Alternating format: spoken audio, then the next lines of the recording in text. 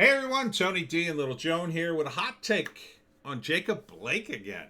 And the reason for that is I I don't know how this is possible, but it sounds as if the Jacob Blake case is even worse than we thought.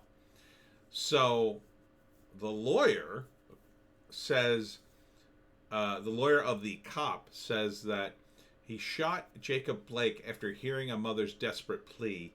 He's got my kid. He's got my keys. It may have been that this guy was also not just doing the whole list of things we already know. He was wanted on sexual assault. He resisted the cops. He fought with them. He got tased. He wouldn't listen to instructions. He reached in for a knife.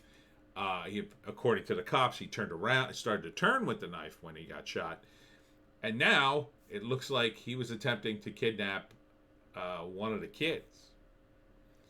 Now, this is an exclusive thing coming out of CNN, so it's not like one of these right-wing outlets.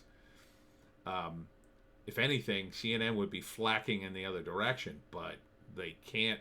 There's a bombshell here.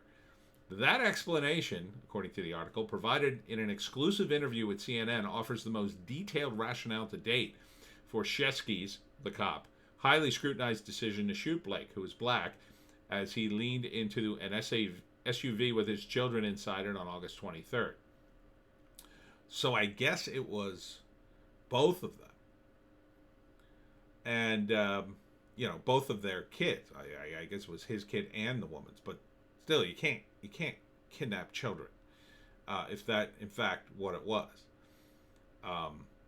And it certainly sounds as if the cop could have thought that was the case.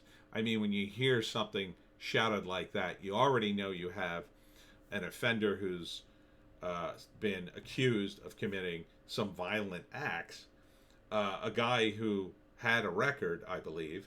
And here it is in the article. He said he used deadly force during the chaotic encounter because he was afraid Blake, while attempting to flee the scene, was trying to kidnap a child in the back seat of the vehicle. Regardless of that, I said in the previous video, Blake was a wanted man, and he was getting into a car with children. It doesn't matter if they were his kids or not, although I know, Doggy, you're very upset. The fact that it could have been somebody else's kids makes it way worse. I mean, that's just way worse. The idea that people should riot over this guy. Look, nobody wants people to be shot, but Jesus, at what point do you shoot a guy? At what point are the cops allowed to shoot a guy? Do they have to wait? I know, Doggy. It's very, very upsetting. Here, come over here. You won't let me finish. Do they have to completely wait until he's in the process of kidnapping a child? Do they have to wait until the guy's stabbed someone with a knife? Oh, okay, now we can shoot him.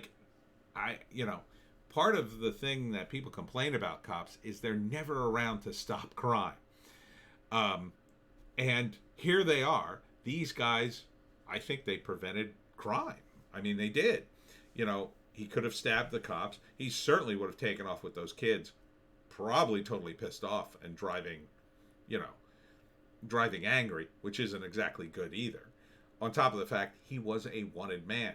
So if you can't shoot a wanted man who resists arrest and attacks you and has a weapon and maybe is kidnapping kids, Tim Pool added, well, maybe it wasn't even his car. Maybe. If it wasn't, if she had her keys, but I think it may have been his car. But, I think they would have probably state that. But Jesus, who knows at this point? And really, see, how does CNN not know this information when the story came out? I mean, this is literally a phone call to the cops to get a statement. How do they not know this?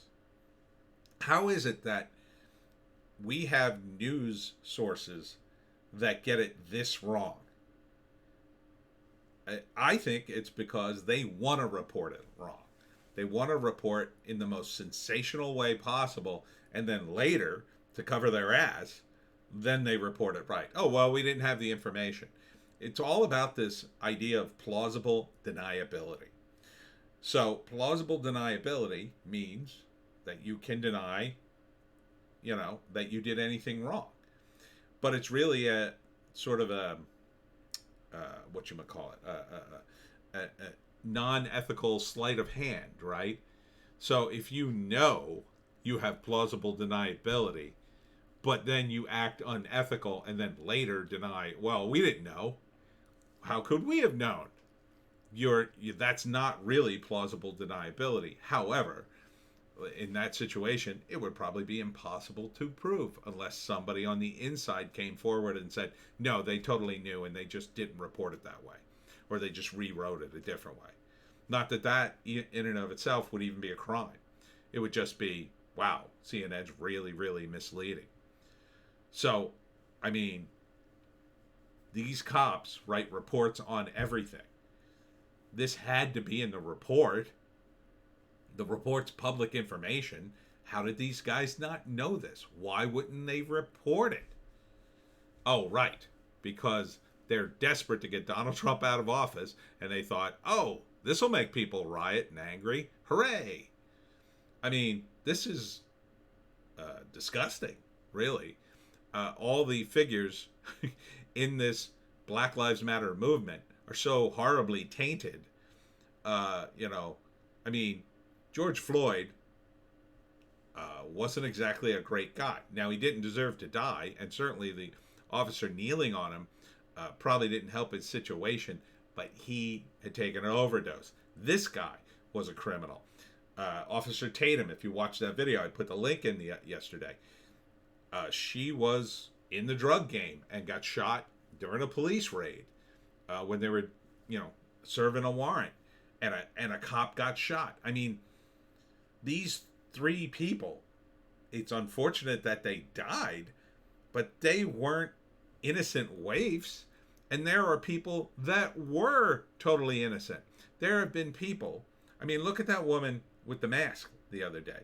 She was minding her own business. She wasn't hurting anybody, and that cop arrested her. Now, if that had escalated and he had killed her, I mean, that to me would be cause for a big protest, not a riot, but a big protest. But there have been people who have been killed by cops. There have been children killed in raids and no-knock raids, and they threw stun grenades and killed a baby, I believe. They've killed dogs, people's pets, murdered them.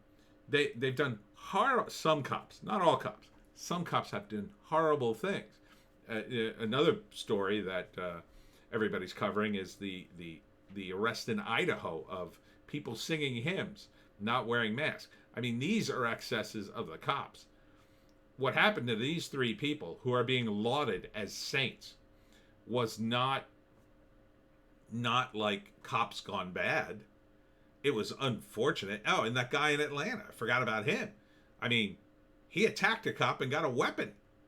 And they burned down a Wendy's over it and rioted. And a child got shot by a BLM member, by the way.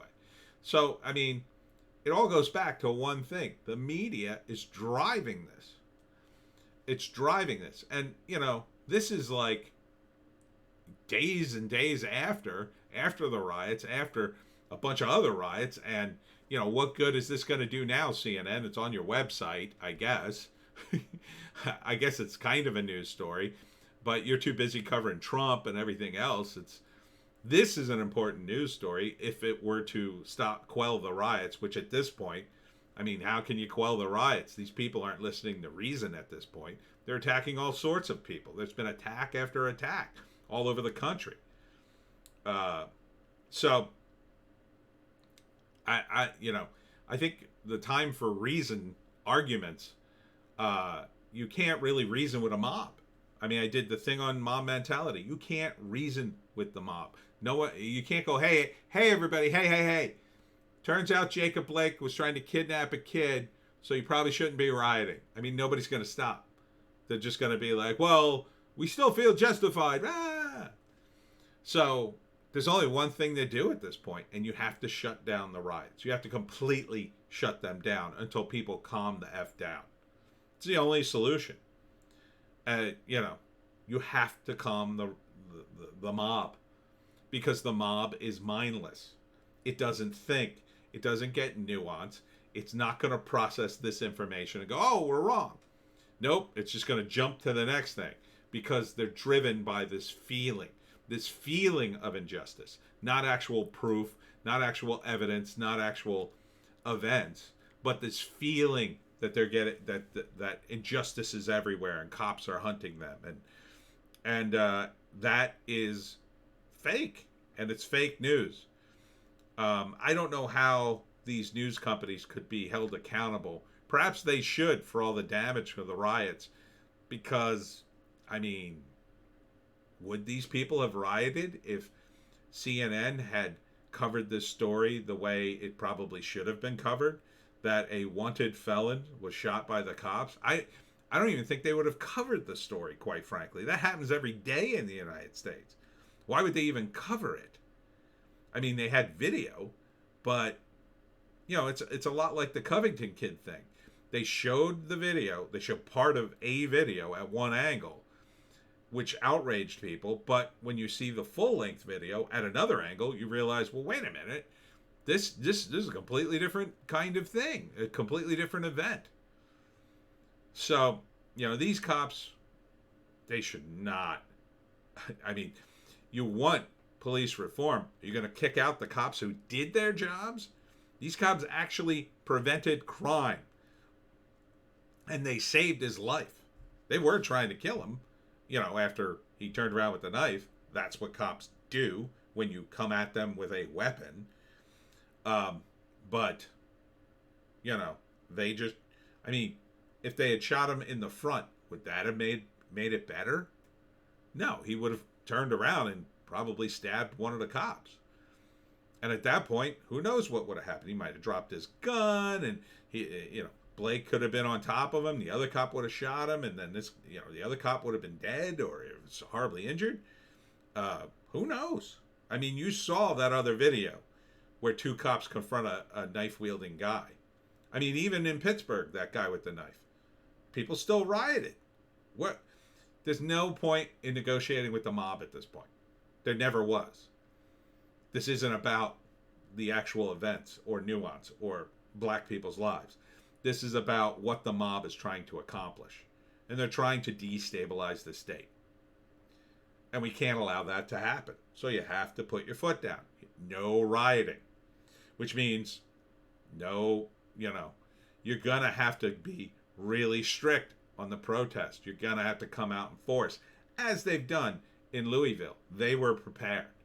And yes, there was riots, but they kind of had a lid on it.